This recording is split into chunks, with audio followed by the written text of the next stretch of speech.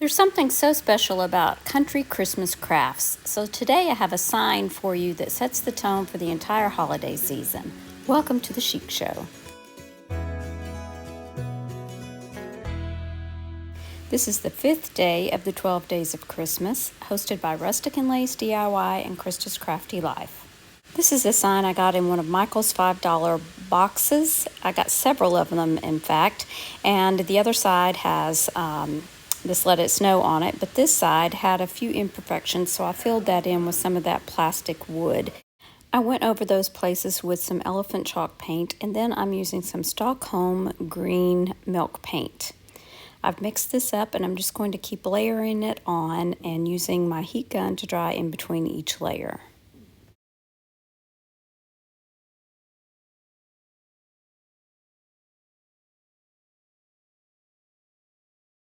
Once it was dry, I used my scraper tool here and I just scraped off the paint around the edges, any chippy areas that I could chip away more, just gave it more of that rustic look.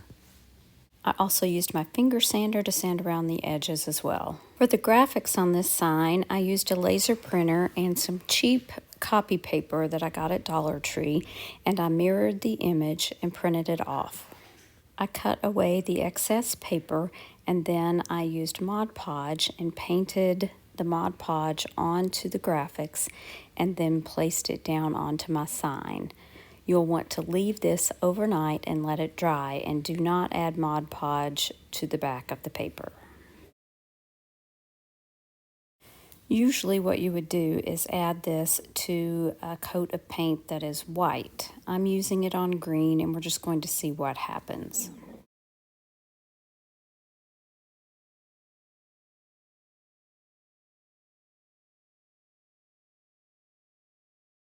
The next day I'm going to spritz my graphics with water until I can see those letters start to come through.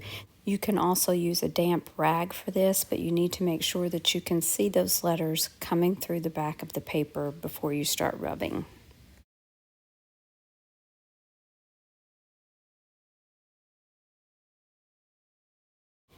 Now that I can see those letters peeking through, I'm going to keep my fingers damp or spritz it with a little more water and rub away the white part of the paper.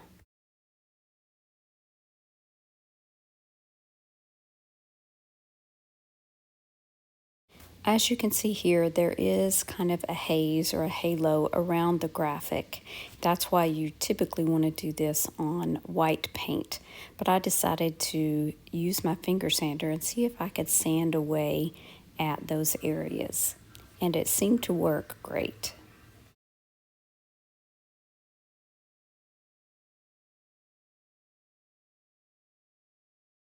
I also sanded lightly over the letters. It's okay if some of that graphic comes off because, again, this is a country Christmas sign and a country Christmas craft. Now, before I sealed it with Mod Podge, I spritzed it again with some of that water so it would kind of darken up the places that you could still see that haze. That way, when I put this Mod Podge on top, that haze is not going to show at all. And there you have it. Our country Christmas sign is complete, and I have to say I'm absolutely thrilled with how it turned out. The rustic wood and the bold letters just scream country Christmas to me, and I know it's going to be a stunning addition to my holiday decor. If you're looking for more Christmas crafts and DIY inspiration, be sure and check out the playlist in the description box below, along with Brenda and Krista's channels. I'm going to leave another video right here that I think you might like. Thanks so much for watching. Remember to share the chic. Bye now.